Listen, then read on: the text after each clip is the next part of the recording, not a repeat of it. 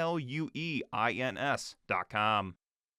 Beef O'Brady's is a locally owned, family-operated restaurant designed for food and sports, featuring appetizers, wraps, pizzas, sandwiches, salads, and wings. Beef O'Brady's also broadcasts televised sporting events. The State Road 23 Granger location has carryout service and includes a party room and outside patio. More information is available on their website, beefobradys.com, or by calling 574-271-1415. Again, that's 574-271-1415. Beef O'Brady's. Good food, good sports.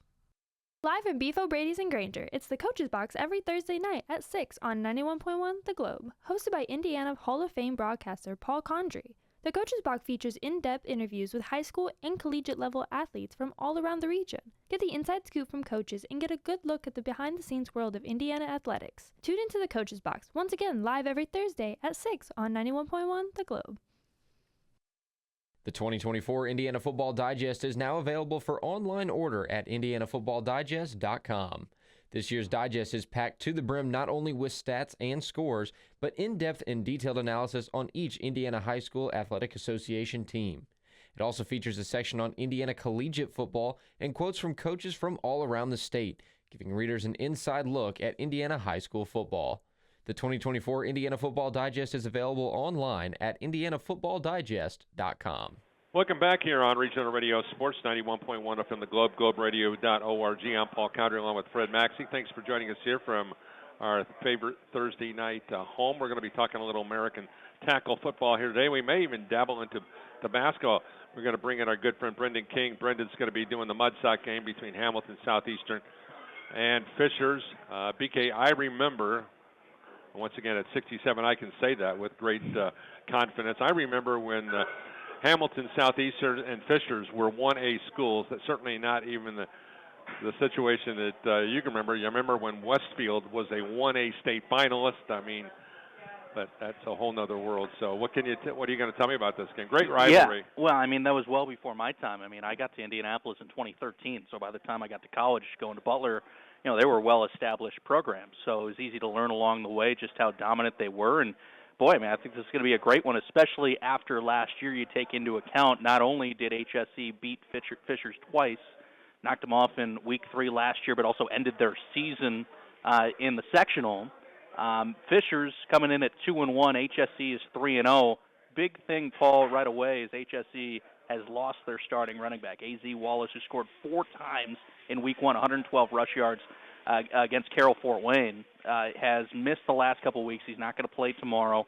So that gives Fishers an avenue to get in it. And Fishers defensively, they've been a solid ball club. Beat North Central handily in Week 1, lost a heartbreaker against Pike in Week 2, and then outlasted Noblesville last week in overtime 17-14. And keep in mind, Noblesville, one of the more dominant rush squads in the state. So HSE losing their starting running back. I think this is going to be a great one tomorrow at Hamilton Southeastern. David Sharp knows nothing about throwing the football. He never will. He didn't come from that DNA. Speaking of great football games, it's Holy Week here in our geographical area right now. Tanner Camp is doing St. Joe and Marion volleyball. They did St. Joe Marion soccer last night, and then on Friday you have the Holy War. Mike, I know this is a game that everybody circles on their calendar. It's a special game. You played in it. You were an assistant coach or a head coach in the situation. You know the dynamics. Can you share how important this is for both schools? Yeah, it's I've been a part of a lot of them. I don't know the total tally, but you don't forget them, good or bad. You don't forget a single one. I can remember in 06, 07, my first couple of years coaching, and they were heading down the state those years, and we were down, and we were getting our butts whooped by 40 points, and a few years ago we were winning by 40 points. I remember coincidentally in 2001, my senior year, was also St. Joe week, was 9/11. Yep, I was at the game, believe it or not. It was a Saturday night game, right? Correct. They moved it from Friday to Saturday. Correct. Yep. And so like I remember we had a big flag in the middle of the field. You know, like, no disrespect, that's the only time I can say I enjoyed sharing the field with them, because it's a healthy dislike. You know, you get between the lines and you want to beat the crap out of the other guy. Yeah. And that's good football. That's good competition. And then when all's said and done, you know, that other school has bragging rights, or the winning school, has bragging rights. So, there's you know the guys across from you.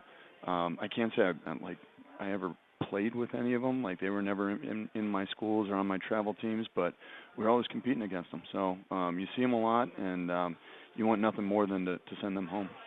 When you think back on some of the great matchups, and I remember distinctly because I did Michigan, I did Maryville and Michigan City, and I was at Ames Field on the Friday after 9/11. Okay. And so I knew that I had a Friday night off, or had a Saturday off. I didn't have any college responsibilities because everything in the world was canceled. Yep. And I remember talking to Reggie Mhm. and say, hey, man, you mind if I come by and just hang out on the sidelines? Yeah. And I remember I was there with Fran McDonald Physical Therapy, one of my lifelong friends and sponsors. And I'll never forget the moment. It's still frozen in time, what that was like for all you guys. And since this is, I mean, we just we lost that one, but we beat them in sectionals then. So, right. But I got to hang my hat on that. But what was that? What was like when you think back on it as an athlete to be? Were you zeroed in, or was it just? How were you able to balance all that? Because for me, as a sportscaster on Friday night, honestly, it was the first time in my career that I didn't want to be there. Yeah. I don't remember that as much. I remember the day and I would say the next 2 days. So that Tuesday, Wednesday combination. Practice was not the same. I know some schools, I believe, got let out. We stayed in. Not a lot of teaching going on, a lot of watching the news and just talking. I didn't know anybody or know of anybody who knew people that were involved, so I didn't really have that connection. But, at 23 years later, every year that I've been head coach, and I know Coach Juan did stuff too, but for the last 7 years, if we're practicing, there's some type of segment. We've done the 110 stairs. Last year, there's a ESPN special on the red bandana. This year, I talked about some of the. I saw a few pictures on social media of phone messages that were left the last time somebody got to speak. And so, those are the things that I remember. Sort of like you. I don't remember. I remember the game, playing in it, and all that. But as far as the week leading up through, man, I don't, sports-wise, don't remember anything much about it. I remember distinctly Frank Kilpikowski, who's been my sidekick for 33 years.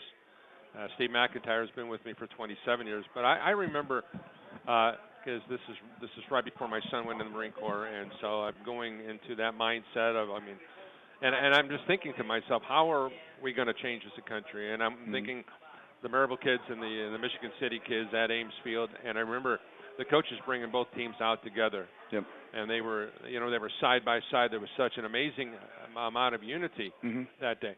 But I remember also that same Saturday, during the daytime, I had Notre Dame duties. I was on the sideline for the Notre Dame game, and I remember that I believe it was Meyer had put in a full-page American flag in the South Bend Tribune. Okay. And so everybody was holding up the American flags during the national anthem, and I remember hearing Mike Collins' voice going over, and as he was going through some of those pregame protocols. I mean, there were people just bawling their eyes out. I mean, it honestly had to be the most emotional, charged week I've ever had in my career. Charged and draining. Yes, it was. And it sucked the life out of you. It really did. Well, and you said so. You think you used the word unity. I'm not getting into politics in any way, shape, or form. I don't believe either side, but that's the most unified come together. You mentioned Michigan City and Maryville. Maryville. Yeah. Sharing the field. Us and St. Joe, we're holding the flag together.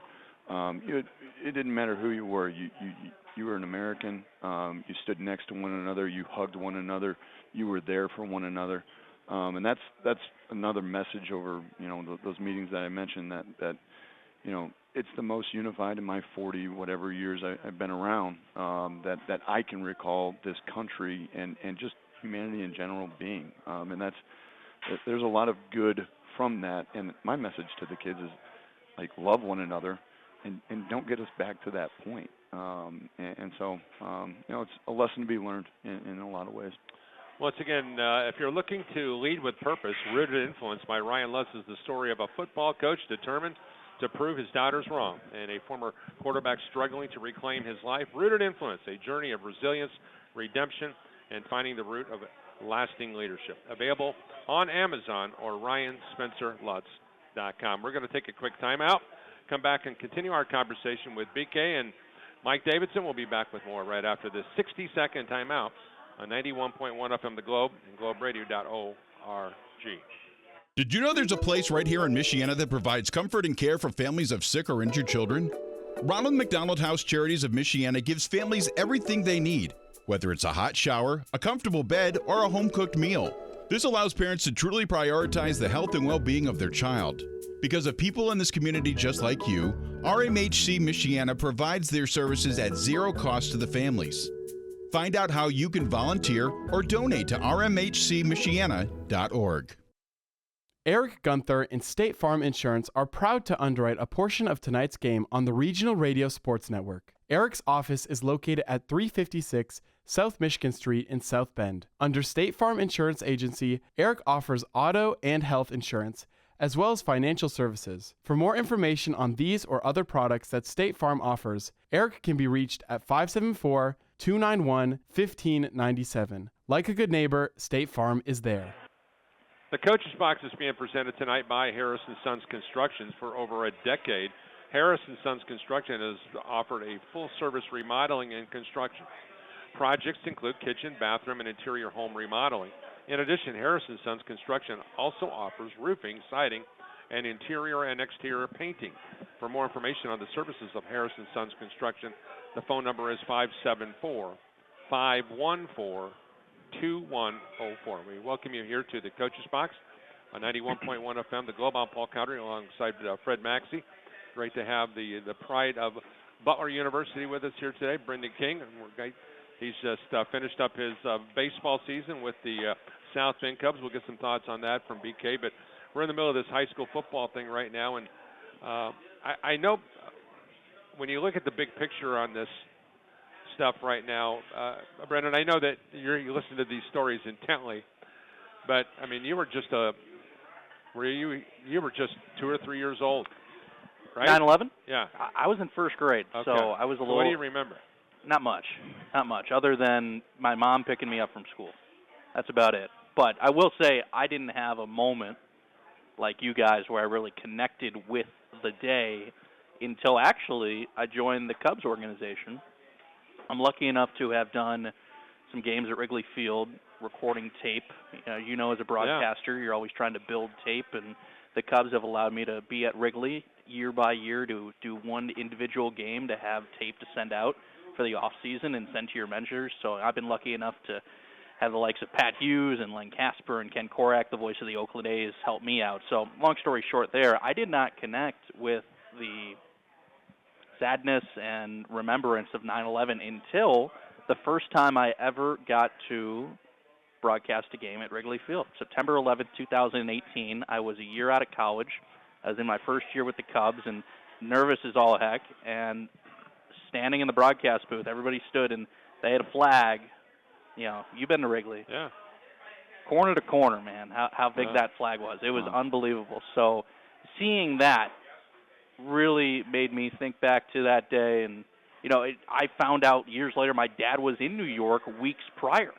So that was something weird to learn. So, no, I didn't have that moment when it happened because I was too young. But I love the way each sport kind of gives their significance to the day. Football, basketball, baseball. You know, hockey doesn't start in time, but it's something worth remembering. Yeah, it certainly is. All right, Mike, let's talk about your football team. You're coming off an important win on Friday against John Adams, but first two games, two very, very formidable opponents. Unbeaten Culver Academy right now, they're sitting at 3-0, and that Mishawaka team, I mean, they're a two-point conversion away in the last couple minutes of game, that team being 3-0. So two really good teams to start. which exposed a lot of things, I'm sure. Mm-hmm. What did you learn about your team in the first 2 losses? You know, we're an experienced team, a lot of seniors, and it just reiterated, as good as we can be, we're not good enough to overcome not doing the little things. We want to hit home runs and big plays and interceptions and big hits and all that stuff. But we had too many little things go wrong at inopportune times. You look at third quarter against Mishawaka, we had 5 offensive snaps. We had a first down run of 5 yards, followed by a botched snap that set us back to 2nd and 10, and a drop pass on 3rd down. We punt the ball. If we get a couple of first downs, keep our defense off. I'm not saying that we win that ball game, but 5 plays against that offense in a given quarter, whether it's 1st, 2nd, 3rd, 4th, whatever, you're not going to be successful. And then, CMA, offensively particularly, I thought so. We had some change-ups where our defensive coordinator was out of town that day, and I ended up having to take over on defense and call that. We had a botched snap inside our own 30, I want to say, to set up their game-winning score. And so it's turnovers, it's missed assignments in all 3 phases that we've gotten progressively better each week, and we've got to continue that, and you'll see more of the positives. Even last week against Adams, we left points on the board in the first half. I think stalled out and 2 turnovers, if I'm not mistaken. That we don't do that.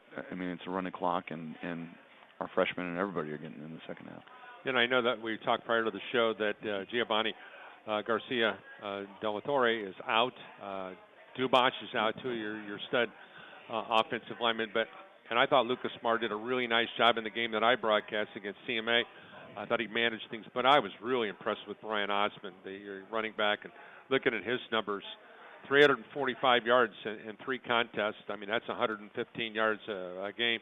Yep. I really, really like the way he's built and the way he plays. Your thoughts on his development? Yeah, Brian's a 3-year starter for us, sort of out of necessity. I think we had a few injuries when he was a sophomore. He was still the same size, 5'2.5" on a good day or so. Probably, I don't know, about 50. I don't know what he is right now, but what do you got down over there? 5'5", 150. Okay, all right, 5'5". Yeah. He grew maybe he grew half an inch over the years, but he runs hard. He's got good vision. I rarely see the first guy make the tackle. Right.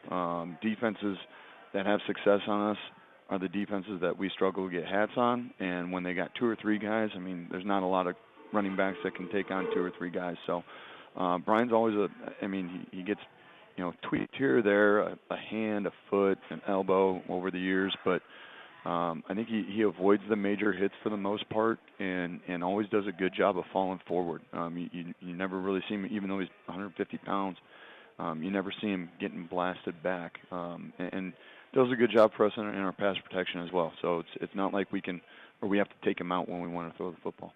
Yeah, I'm glad you said that he's 5'5", 150, because the kid runs like he's 6'5". He does. 250. He runs hard. His legs never stop moving Yeah. till he hits the ground. I was impressed by that kid. No, it's fun watching him, and it's easy, not to say that it's as easy as just, hey, let's run the ball, but it is easier when you got a good offensive line and you got a running back like that to say, okay, it's 2nd and 3 or it's 1st and 10 or a nice easy running situation. You feel confident handing the ball off. How much do you think Giovanni being out is going to affect your line? He's a senior leader on your team. Yeah, he's a 4-year starter, senior leader, captain. He's the quarterback of the offensive line. Had a number of guys come to me yesterday after practice, actually, and communicate their concerns, and I tried to ease their concerns as far as not necessarily the performance, more so the lack of communication. And I said, well, that's where we need some of our other seniors, whether it's skilled guys like Jack Darrell and Deuce Owens. Mark Worthington at left guard for us is a 3-year starter, and he's developing that voice. And then a couple of juniors that, we're 3 games in Prescott Horvath and Doran Brooks. They got to pick up that part of their game. They At don't. the sake of sounding cliche, Yeah. it's the next man up syndrome with you right now. Well, I mean, yeah. But unfortunately, we're not a 6A school with 493 football players. We're going to put in the next guy. We can't really afford to have all of our linemen go both ways. We used Eric Logan quite a bit at guard last week, excuse me.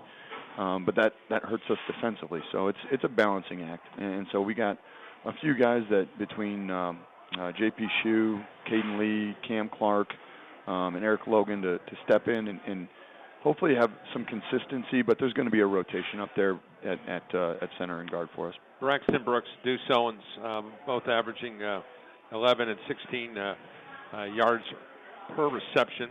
Both of those guys have got a couple touchdowns so far this season. Can you speak to their maturation? Yeah, and Jack Jarrell is in that same group, and those three allow Brian. I mean, having those three on the perimeter, you can man them up. There's not a lot of teams out there that we won't be able to. We won't hit it every time. I mean, we're not Pat Mahomes and those guys running around on Sundays, but I like Braxton. I like Deuce. I like Jack. I like Brian in space, catching the ball and making a play if you're going to try and take them one-on-one. So those guys that have really grown up. I think Jack and Deuce, particularly, they've always been willing blockers, but now you don't see. They were never prima donnas. They were never that way. I don't want to give them that black eye, but they get excited when the other guy's making the catch. They understand that a defense might be taken away. I thought Mishawaka did a really good job on Deuce. So that means, all right, Braxton and Jack are going to have opportunities, and that's when, as a coaching staff, we've got to do a good job of trying to figure out, okay, you can't take away those three plus Brian in the run game. What are you guys willing to give us? And it's up to us to then get the ball to them. The guys who I wrote down here in my notes from my broadcast, Braden Smith, Joe Boone, those guys, Eric Logan, some of your defenders, I was impressed with them, especially Boone. I thought Boone was really, really physical in the game against Culver Academy. Yeah, I mean, I think him and Braden Smith on the back end bring a physicality. I talked to a couple of the Mishawaka coaches the day after we played them, and they said that's the most physical our defense has played them in a number of years. And so I think it starts with Joe and Braden. They're 3-year starters. They know what the heck is going on. They got some young guys around them, and maybe not young, but some less experienced guys around them. And so they're being physical. They're playing fast, but most importantly, they're leading and getting us in the right spots so that we can be successful. All right, so speak to us about St. Joe this tomorrow. I mean, from an emotional standpoint, you're playing at home. You're taking on the team that everybody circles on the calendar, and Coach Downey, I know he wants to win this game. This is the most important game on his. I know it's the same thing for you. Yep. But let's just talk about make sure you're keeping your eye on the main thing, and this is just one game. Because the playoffs are, believe it or not, it's right around the corner. I hate to say that. Yeah. I mean, we're pretty much halfway home after this week, at least as far as through the regular season. It is one game, and I've never really used that. My message, whether it's these guys or Penn or Mishawaka or Washington, whatever, it's we have to have tremendous focus, tremendous purpose, tremendous intensity on a snap-by-snap basis. And I mentioned not doing those little things consistently. That's when we're a little lackadaisical. We lose that focus. We lose that purpose. We think, we're going zone away from me, so I'm backside tackle. It's really not that important. Well, then I get beat across my face, and the guy makes a play in the backfield. So it's a snap-by-snap. Play every snap to dominate your individual responsibility, to dominate that guy across from you. And it just so happens it's in a big game this week. And I think that message, because Mishawaka, big game. CMA, I think, in my personal opinion, that's a big game. That's the best they've looked in a couple of years. You mentioned not getting any votes in 4A. I don't have that answer. Yeah. But that is a really good football team. We got big game this week. We got big game in Penn next week. Another big game in a couple of weeks after that with New Prairie and Elkhart. I mean, there's not a lot of not big games. So to say just focus solely on this game, well, then you're sort of setting up for a letdown next week. So it's a focus on this snap. Do everything in your power to execute and perform at your best level on that particular snap, and move on to the next one. Well, one thing about it is, every time somebody's got Penn on their schedule at some point in time, sometimes the teams will say, hey, look, and I'm going to look ahead to Penn. That won't be the case with you guys. No. I mean, you don't have to worry about that today. No, not at all. Right? No, not at all. That's really the most unique situation, because there's a lot of teams will look at that Penn schedule and say, okay, yeah, we got to be ready for week 6 or week 8, whatever the case may be. That's not the case for you guys. Not at all. Not at all. I have nothing to worry about in that regard. Can you share some of the pregame speech with us here tonight? We are honoring my sophomore year, 99 regional championship team, and some of the guys are going to be back. Okay. So I don't know. I know a couple of them have asked. I don't know if I'm going to have them down there. That the language they used back then, I don't know that it's okay in the locker room right now. So a couple colorful metaphors in there. A few colorful ones, but I got a letter from Reggie to read to them and give them and all that. So the message will be, go out and dominate. Do everything we can to be 1-0. How neat is that to have a guy who, was a fixture there for 2 decades, to be able to still understand the dynamics of what you're going through. And, he told me, I remember this very, very clearly, that when he was thinking about, quote-unquote, retiring, if you will, was that, this school needs Mike Davidson. I need to make sure that I'm out of here so he can get his opportunities, because the last thing that we want to do is for him to go someplace else and come back here and beat our butt. Yeah. I'm kind of cleaning that up a little bit there, okay? Not from Reggie. So that's what he told me. So what's your thoughts on that?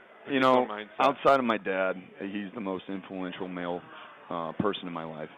Coaching, father, teacher, coach, you name it.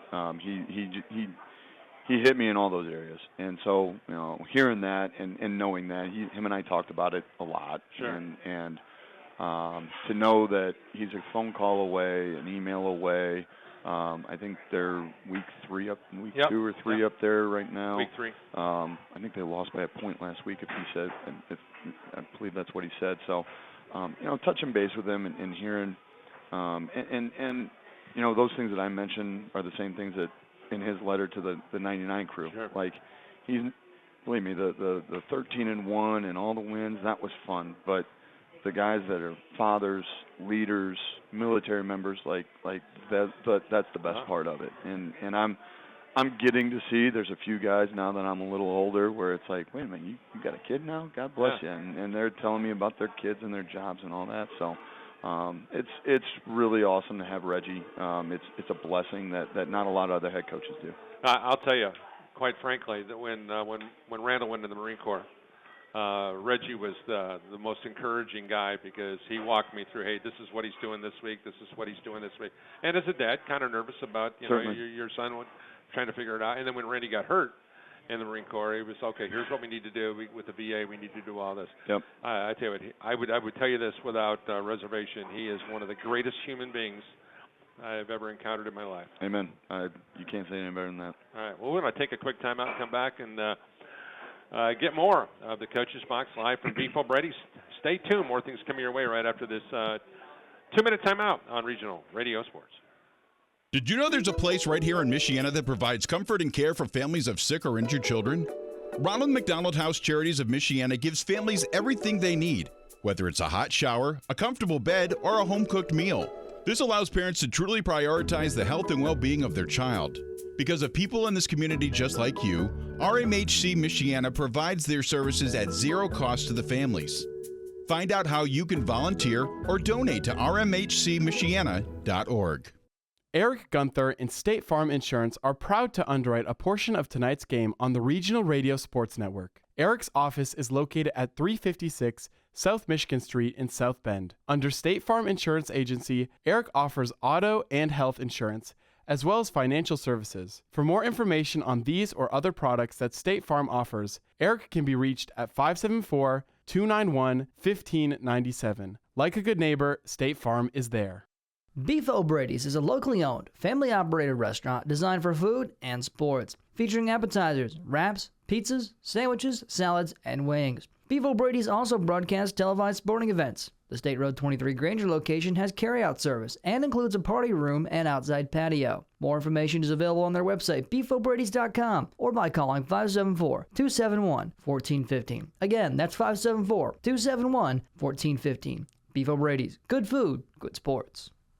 For 30 years, the Lilliard Insurance Agency has been a proud sponsor of local sports in Michiana. The Lilliard Insurance Agency is an independent insurance provider which offers its customers auto, home, business, life, and health insurance. They are located at 410 Lincoln Way West in Osceola. For more information, the phone number is 574-674-0015, and their website is realvalueins.com. That's REALVALUEINS.com. Welcome back here on Regional Radio Sports. I'm Paul Counter along with Fred Maxey. Once again, just a quick reminder, if you're looking to lead with purpose, Rooted Influence by Ryan Lutz is the story of a football coach determined to prove his doubters wrong and a former quarterback struggling to reclaim his life. Rooted Influence, a journey of resilience, redemption, and finding the root of lasting leadership. It's available on Amazon or RyanSpencerLutz.com. We will have the call of the Marion hosting South Bend St. Joe game coming up tomorrow. All right, I'm going to get a little pregame interview action going here. Once again, great to have Mike Davidson. Mike, let's talk about the three phases of the game. What do you have to do offensively, defensively, and special teams to win the Holy War tomorrow? Yeah, it starts defensively for us. When we are right, when we're at our best, our defense is clicking, and we got to get off the field on third down. We can't let them extend drives and keep that quarterback. I know he's young. He's got good feet, good legs. Just wants to extend the play, not necessarily to run, but just he's got a nice rapport with their wide receiver, number 18. So get off the field on third down. I'd like to say create a few turnovers, but they've taken care of the ball pretty darn well for a young quarterback. So getting off the field on third down is going to be important for us, and not letting them keep our offense off the field. Offensively, take care of the football and don't kill ourselves with silly penalties, which I know those are both pretty cliche, but there's a reason they're cliche. There's a lot of truth to that. I mean, like if you take care of the ball and you don't shoot yourself in the foot with penalties, chances are you're putting yourself in a good shape. So if we do that offensively, I think the last 2 weeks we've done a better job. We did not have any explosive plays downfield against Mishawaka. We're not going to live with them, but we got to hit a couple of them to keep their safeties and their DBs off of us, and maybe even get a linebacker or two out of the box, because that's not what they want to do. And kick game, pretty simple, is just win it. And that comes down to just execution. No blocked kicks on our end. Take care of it. No missed PATs. Make sure we're sound in our lane assignments on covering punts, covering kickoffs. And if we do that, then I think we got a pretty good chance. Coaching staff going to be back intact? Yeah. Everybody's around. We got a little over 24 hours, and maybe something happens, but everybody's planning on being there. Did you enjoy going back and being the coordinator for a day? It was nice. Somebody asked me earlier this week, calling the offense now for the last year plus, and versus calling the defense for the previous however many it was. And there's a little bit more control as far as the overall game flow on the offensive side of the ball. But at the same time, I think defensively, your feel for the game and what you are able to do, because you're not thinking of what they can do. You're just reading and reacting. Right. And so it's two completely different mindsets. So if the fans on the home side and they're yelling up at the booth or yelling down at the field, turn the page after your play calling, you're good with that? Sure. Is your wife good with that? Yeah, sure. Okay. Great to see you. Thank you so much for taking time, and take good care of. Hey, by the way, you got to give JP some mustard tomorrow, because after all, he does Marion football, but he's also a St. Joe grad. I did not know that. I did not know that. You Okay. better let the voice of the Irish know. Do you mind if I have him wear some royal blue? Oh, that would be wonderful. Okay, all right. We've already talked to him about being, calling him the Husky Indians already. Okay. We've already given him enough grief about that. Okay, all right. Thanks, Mike. Appreciate you, man. Thank you. As always, best of luck to the Knights. The Coach's Box is being presented tonight by Harrison Sons Construction. For over a decade, Harrison Sons Construction have offered a full-service remodeling and construction. Projects include kitchen, bathroom, and interior home remodeling. In addition, Harrison Sons Construction also offers roofing, siding, and interior and exterior painting. For more information on the services of Harrison Sons Construction, the phone number is 574-514-2104. Let me officially welcome again Brendan King. I'm going to put some notes together so I can do this right. BK, of course, and I might point out, is a very, very dear friend. Likewise. Thank you. Because many Friday nights and Saturday nights, he was on the back end of the show that Coach Bob Lovell and I work on Network Indiana, and so I had a chance to get to know BK there. But he's in his fourth full season with the South Bend Cubs. And of course, in 2001, he was the number 2 announcer for AAA Indianapolis Indians. He had a chance to work on there with the legendary Howard Kellman, right? Mm-hmm. All right. Of course, now he's here. He was on the call of the club's 2019 and 22 Midwest League championships, but he's a product of Butler University, and of course, he does some work for the ESPN radio affiliate in Indy, 93.5 and 107.5. Also helped out with the Dan Dockage, but I also know that he does some trackside reporting for the Indianapolis 500. He's going to be doing some Big East stuff. He's done Indiana State. Mm-hmm. He's doing Dayton and Indiana State. This weekend. And, of course, he is a lifelong Cub fan. Even though he grew up on the south side, I'm sure Fred's going to give him the business about that. But I'm ready for it. But having said all that, he's going to do high school football, and we're going to ask him one high school football question before we talk about his love, and that is the Cubs gig that he's doing right now. Who's going to win the Mud Sock Bowl coming up between Fishers and Hamilton Southeastern that you're on the call tomorrow? Yeah, that's a great question. I think you can go either way. We talked about at the top of the show, A.Z. Wallace, starting running back for HSE, is not going to play tomorrow. Ran for 112 yards in Week 1 against Carroll Fort Wayne, scored 4 touchdowns, and he's a guy the last 2 years prior ran for 500 yards on a season. So he has been a solidified starting running back for HSE, and as we talked about, we just saw Fishers beat Noblesville in overtime last week, and we all know Noblesville, one of the best rushing teams in the state. So it's going to be tough to make a pick because HSE, they're averaging 263 yards on the ground per game. Fishers, they've got a guy, Gage Sturgill, who's a junior quarterback. Fishers likes to throw more than HSE does, and then vice versa on the other side for running. So really, I think it's going to be a product of the environment. I know that place is going to be rocking down to the HSE tomorrow, so I think it's a coin flip, Paul. All right, so let's talk about the season that was the South Bend Cubs. How much fun or lack thereof did you have this year? I know the team from a record standpoint, it wasn't like it was when you brought home those beautiful championship rings. Give us an idea on how this season progressed. Did the team get better? Let's ask you that. They did. They closed well. We finished out in Fort Wayne last week, and I will say that series against the Tin Caps, which was a 6-game set, it came down to Sunday with teams having the identical record in the Midwest League. Fort Wayne and South Bend had identical records heading into the last game of the season. So, unfortunately, I guess from this perspective, that Sunday game, whoever lost it was going to finish with the worst winning percentage in the league for the season. We're able to win that series finale, that season finale on Sunday in Fort Wayne, played very well, and won our last series of the season. And I think everybody knows that's a baseball fan. Baseball's about winning series. Unfortunately, we didn't do too much of that this year, but I think, like you said, very grateful to have been on calls for Midwest League championships in 2019 and 2022. And I hear it all the time from guys that I work with and colleagues that, I've been working in the game for 25 years. I've been working in the game for 15 years. I don't have a ring. I'm very grateful to have two of them that came in a short amount of time, one before and one after the pandemic. So very blessed for that, and have been around some great teams. And, right now, if you look on the Chicago Cubs 40-man roster, 22 of them I have spent time with during my tenure in South Bend. So a lot of guys at Wrigley right now that I know personally, and it's always great to see them.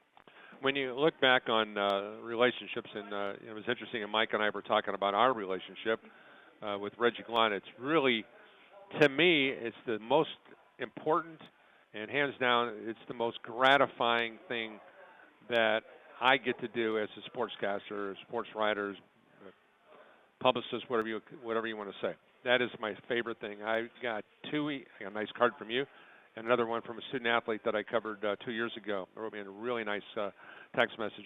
But there's nothing better than the relationships that are founded in this business. And I know I want to bring Mike into this because to me, and I know he's relatively young into this head coaching thing when it's all said and done, but there is nothing more gratifying is to get a note or a phone call, or I got a care package the other 2 or 3 weeks ago from Donnie Smith. Donnie, who worked for me for 7 years, actually it was 10 years, is now the sports information director at Jacksonville State, working with Rich Rodriguez down there. And so I got this some Jack State apparel and all the kind of cool stuff. He sent me all that, and just wanted to say, hey, thank you. I wouldn't be here if it wasn't for you. And Mike, I know you're getting those, and you understand the dynamics. And I know, BK, there's some people in your life, and the reason I'm bringing it up is I want you to talk about working with my buddy Bob Lovell, because Sure. Bob and I, those relationships that you form is what sports sports brings those out more than anything else I'm aware of. Go ahead, Coach. I 100% agree with that last part. I'm going to see guys from that 99 team that I saw 5 years ago when we had our 20-year reunion, and I haven't seen most of them since then, but it's going to be like picking up where we left off. And I got former coaches that, I reach out to as far as guys that coached me. I got former coaches that I've coached with that I'm able to reach out to. I got my first former player on staff this year, which is really cool. I'm always looking for more nights to come back and help out.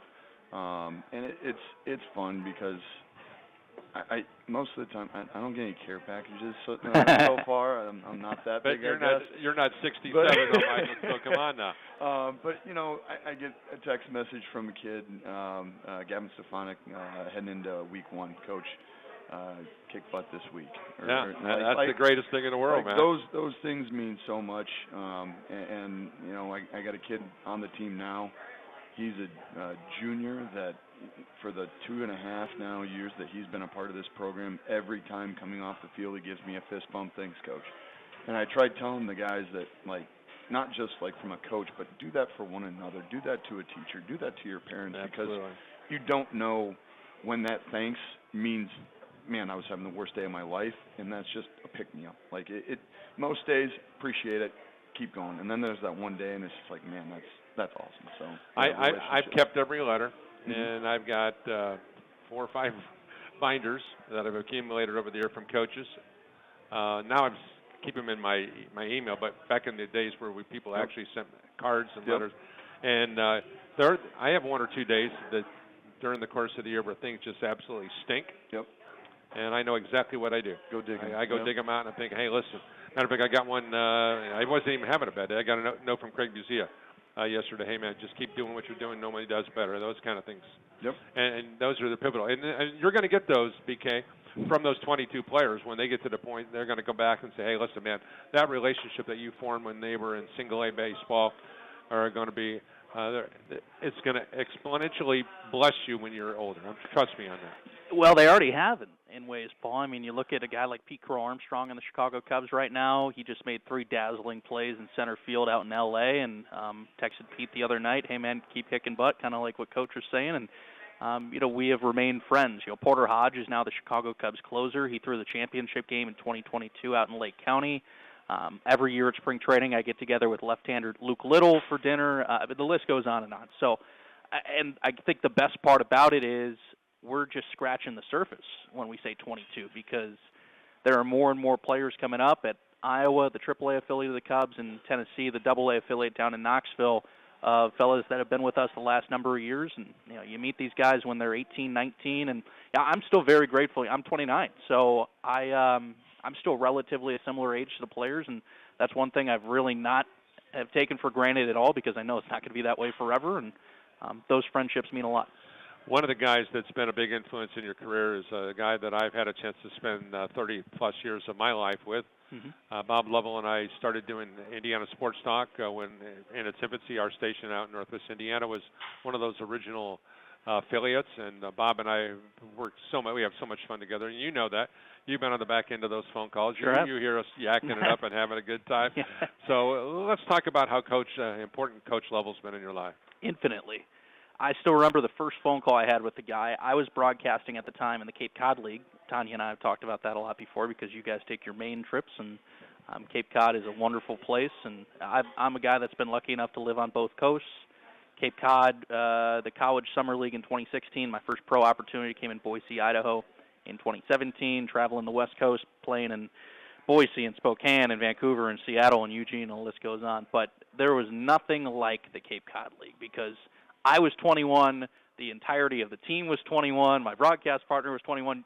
You add that up and what we were doing on off days, it was a good time. And you had wood bat. Yeah, that's right, wood bat league in the Cape Cod League. But where Coach comes in, I remember I was having a final lunch with our broadcast crew, and I got a phone call from a 317 number. I was going back to Butler for my senior year, and I was looking for an internship in the fall, and I had reached out to the fan who I work with in Indy, who I'm doing the Fishers HSE game for tomorrow.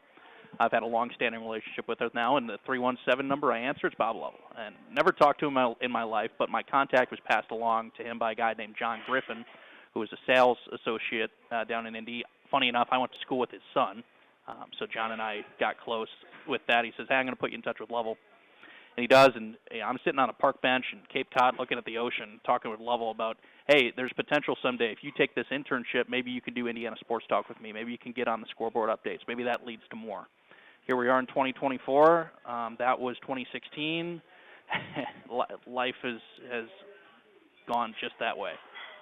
Coach means the world to me, and for as long as he wants to do it, man, he's going to do it, because that is his chair, and nobody does it better than him. And I love hearing you guys chop it up every week. And usually I'm at the update desk, laughing my head off based on what you guys are talking about, and that brought me to meet you guys. So you think about all the relationships and friendships that have transpired because of knowing a guy named Bob Lovell. It's been fantastic. Yeah, it certainly is. We need to take a time out. Once again, we're going to continue our conversation with Brendan King of the South Bend Cubs. Also, is going to be doing tomorrow's game on ESPN radio affiliate in Indy, and we'll be back with more with our program here live from Beefs right after this 60-second timeout on 91.1 FM The Globe and globeradio.org. Live in Beef O'Brady's in Granger, it's the Coach's Box every Thursday night at 6 on 91.1 The Globe, hosted by Indiana Hall of Fame broadcaster Paul Condry. The Coach's Box features in-depth interviews with high school and collegiate level athletes from all around the region. Get the inside scoop from coaches and get a good look at the behind-the-scenes world of Indiana athletics. Tune into the Coach's Box, once again live every Thursday at 6 on 91.1 The Globe. Beef O'Brady's is a locally owned, family-operated restaurant designed for food and sports, featuring appetizers, wraps, pizzas, sandwiches, salads, and wings. Beef O'Brady's also broadcasts televised sporting events. The State Road 23 Granger location has carryout service and includes a party room and outside patio. More information is available on their website, beefobradys.com, or by calling 574-271-1415. Again, that's 574-271-1415. Beef O'Brady's. Good food, good sports. Welcome back here on Regional Radio Sports. Thanks very much for joining us. We have a slew of high school and college sports coming up on Regional Radio Sports. Check out the website, www.rrsn.com. We have 5 high school football games tomorrow. We have a slew of college events. I know for one, I have the defending national champions in college volleyball. Indiana Wesleyan will be in town to take on Bethel. I'll have that match coming up on Saturday. That'll be one of many events going on Regional Radio Sports. But if you get a chance to check that out, I certainly would encourage you to do so. Once again, of course, the Coach's Box here is being presented by Harrison Sons Construction. For over a decade, Harrison Sons Construction has offered full-service remodeling and construction. Projects include kitchen, bathroom, and interior home remodeling. In addition, Harrison Sons Construction also offers roofing, siding, and interior and exterior painting. For more information on the services of Harrison Sons Construction, the phone number is 574-512104. BK, when you look at the dynamics of sportscasting, I could talk about this subject for a long time, and I'm gonna start it out by saying, and I've told you this story, so you and I have had this conversation before, but for our audience who's not heard this conversation, when I was 4 years old and I listened to Lloyd Pettit do a Chicago Blackhawks hockey game growing up in Northwest Indiana, I thought to myself, that is amazing. I think I want to do that. So here I am at age 67 doing what I wanted to do when I was 4. I feel very, very blessed to do that. But I've had a chance to listen to guys, and I can give you a handful of guys who influenced my career. And many of them have had a chance to get to know and meet. So let's talk about who are some of the early influences in your career, and who do you find as your favorite sportscasters that you still, to this day, enjoy listening to? It's got to start with Pat Hughes, who is my mentor. He's a Hall of Famer. He's been doing Cubs games since 1993. My grandfather would pick me up from school just about every day, and if it was April, May, August, or September, maybe sometimes October, flip on 720 WGN. Pat's doing a game with Ron Santo, and we'd drive to Orland Park, Illinois. I'd stay at his house till my parents got there. They'd take me home. But Pat, where it really has become a cool thing, is my first year with the Cubs, I went up to Pat, sweating bullets, about to shake his hand, introduce myself. Hey, I'm a minor league broadcaster. I would love some help, man. Could you please listen to some of my stuff? I can send you a tape. Without hesitance, he said yes. And that was one of the coolest conversations I've ever had in my life. So we have become friends, and I still love listening to him. But I will drop a name that you know very well, and everybody here knows very well. I took an internship in high school with the Chicago Bandits softball team, doing color commentary and some other graphic design and everything. The play-by-play announcer for the Chicago Bandits when I was 14, 15, 16 years old was Mike Kinezovich.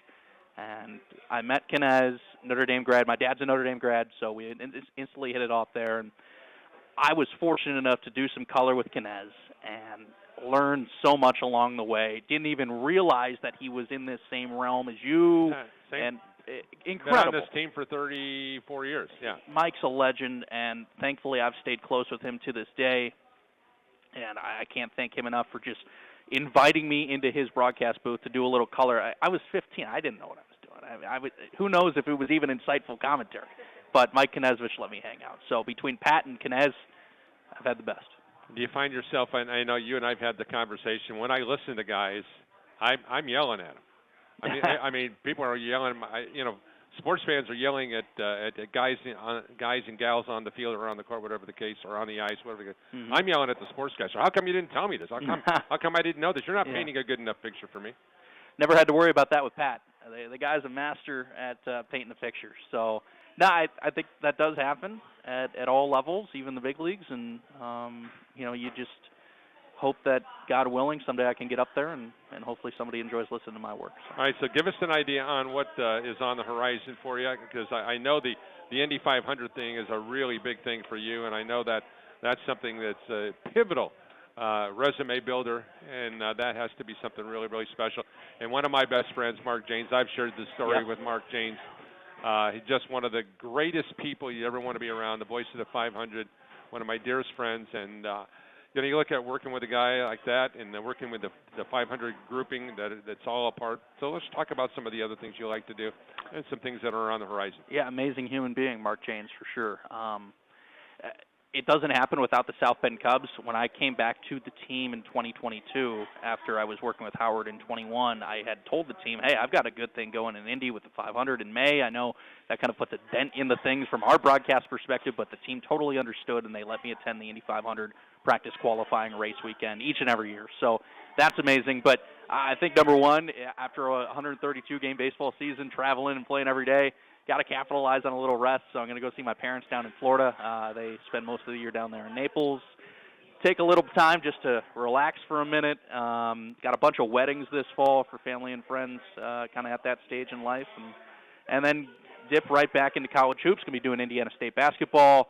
like you said, I'm doing the Indiana State football game on Saturday, so we're going from Fishers HSC tomorrow to Dayton and Indiana State on Saturday night. So, and whatever else comes up in that time, you know the sports broadcasting biz, it can change by the day, and somebody can call you and say, hey, we need you for something, and you never know when that may come.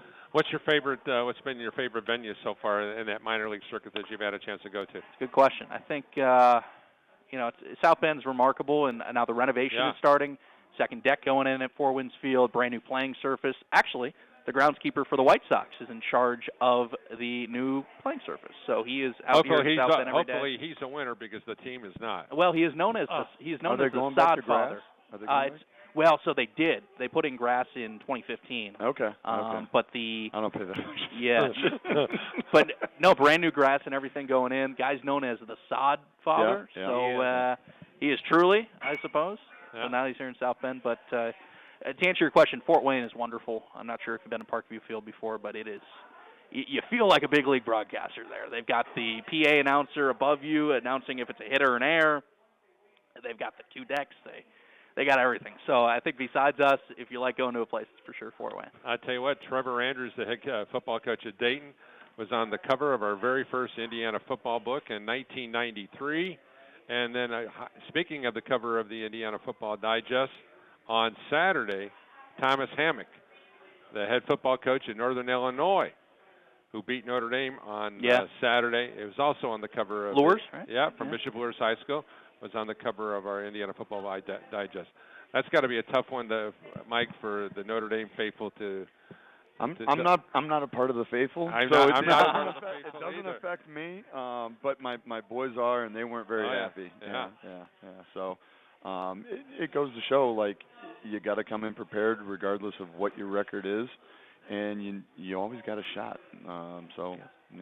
It's a good message both sides as far as the coaching perspective. How much involved are your boys with the football? You got them down there, so the ball boys. Not quite yet. They're 9 and 7, and they love. I mean, they get off when we're at home. They're up on our practice field, and they come off sweaty as our guys, and they've been playing football back there and tackling their friends and whatnot. So I think next year Patrick, our oldest, is probably going to try and get a couple of guys to come down and do ball boys, and we'll go from there. Great to have you today, buddy. Hey, thank you very much. Once again, always a blessing. Once again, a special thanks to my good friend Mike Davidson for joining us. BK, best of luck tomorrow in the Mud Sock as well as the college stuff, and keep up the awesome work. And I'm hoping that at some point in time you're going to be back in Indianapolis to be able to do one of those Friday, Saturday night gigs with Coach Lovell. I'll be back. Yeah. First show, I believe, is the 21st of September. So I'll be back. Sounds like a plan. Yeah. That's going to do it for our broadcast here today. Thanks again to Cormac for his great work back at the studios at 91.1 FM. Thanks to our friends at Harrison Sons Construction for their great support of our broadcast, as well as our friends here at Beef O'Brady's. For Fred Maxey and for all of us at Regional Radio Sports, my name is Paul Condry. God bless you all. Good night, everyone. I love Globe music, and I hope you do too. It just speaks to me in a way that other music doesn't. I hope you'll listen for a while. My name is Seth, and I'm your DJ today. This is 91.1 The Globe. 91.1 The Globe, your public radio music station. WGCS, Goshen. Hey, it's Seth, and you're listening to 91.1 The Globe, your station for culturally progressive music. Be sure to follow us on Facebook, X, and Instagram at 911 The Globe. Broadcasting from the campus of Goshen College, this is WGCS Goshen. Rachel, I love you. We can make this work.